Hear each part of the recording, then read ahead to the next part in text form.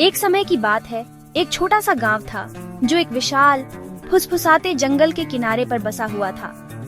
गांव वाले साधारण जीवन जीते थे। उनके दिन प्रकृति की लय से भरे होते थे। उनमें से एक आरव नाम का एक जवान लड़का रहता था जो 10 साल का था, तेज तर्रार, और उसके अंदर एडवेंचर की प्यास जंगल जितनी ही विशाल थी। आरव कहानियां सुनना बहुत पसंद करता था, खास तौर पर वो जो गांव के बुजुर्ग सुनाते थे। उनकी कहानियां जादुई क्रीचर्स और बहादुर हीरोज से भरी होती थीं, लेकिन फुसफुसाते जंगल के किस्से जैसा उसकी कल्पना को और कोई नहीं भा पाया। जंगल में आरव के लिए एक आकर्षण था, रहस्य की भावना जो हवा पर एडवेंचर के बादों को फुसफुसाती थी। वह घंटों जंगल की खोज में बिताता था। उसके छोटे छोटे पैर उसे उसके पन्ना के आलिंगन में और गहराई तक ले जाते थे। छतरी से छनकर आती सूरज की रोशनी जंगल के फर्श पर चित्तीदार पैटर्न बनाती थी और हवा अनदेखे पक्षियों के गीतों से गूंजती थी। आरव के लिए यह एक जादुई क्षेत्र था, संभावनाओं से भरपूर। गांव के बुजुर्गों द्वारा सुनाई गई कई कहानियों में एक कहानी ऐसी थी जो सबसे बहादुर बच्चों की रीढ़ की हड्डी भी हिला देती थी। यह एक डायन की कहानी थी जो फुसफुसाते जंगल के बीचों बीच रहती थी। किंवदंती थी कि वह एक छिपी हुई गुफा में रहती थी जो साये में डूबी हुई थी और प्राचीन जादू द्वारा संरक्षित थी। गांव वाले उसके बारे में धीमी आवाज में बोलते थे। उनकी आवाजें डर और अंधविश्वास से भरी होती थी।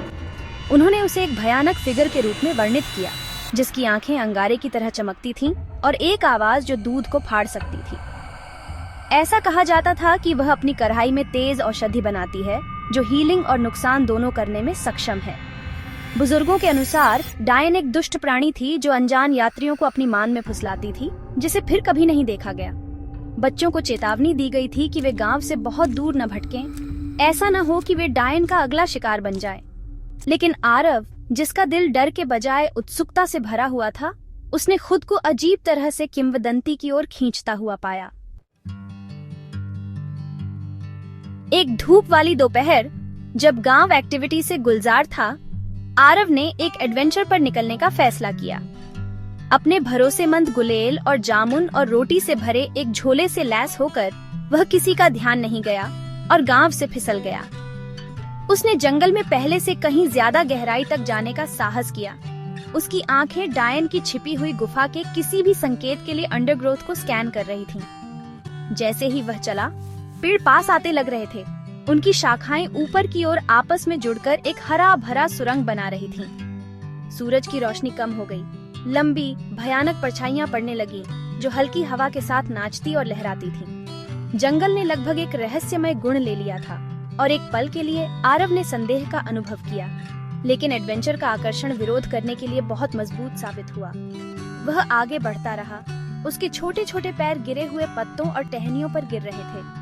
जब वह वापस मुड़ने ही वाला था, तभी उसने कुछ असामान्य देखा।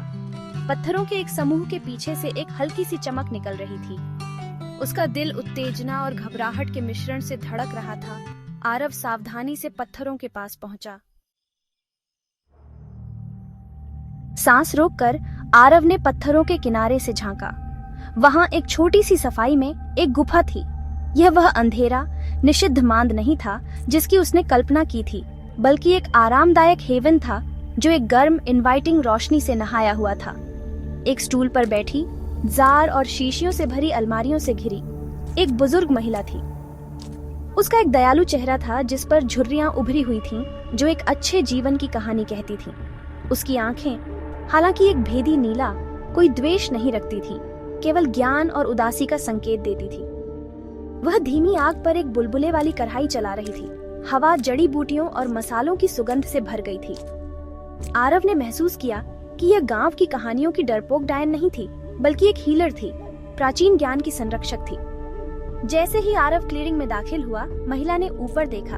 उसकी आंखें आश्चर्य से वाइडनिंग हो गईं। अच्छा, हेलो देयर लिटिल वन, उसने कहा। उसकी आवाज आश्चर्यजनक रूप से सौम्य थी। तुम्हें मेरे हम्बल अबोर्ड तक क्या लेकर आया है?